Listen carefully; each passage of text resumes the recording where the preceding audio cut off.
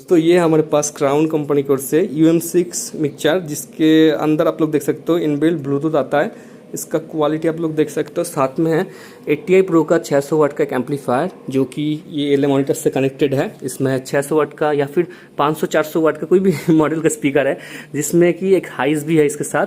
और ये जो NCS का सॉन्ग है, ये आप लोगों को मैं अभी प्ले करके सुनाऊंगा कि इस मिक्सचर का क्वालिटी कैसा है।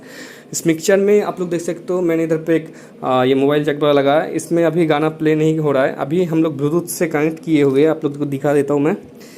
ब्लूटूथ में भी गाना बजाएंगे और चेक करेंगे इसका क्वालिटी। ठीक है, आप लोग पीछे थोड़ा सा कनेक्शन देख लो मिक्सचर का, और एम्पलीफायर का भी आप लोग कनेक्शन देख लो।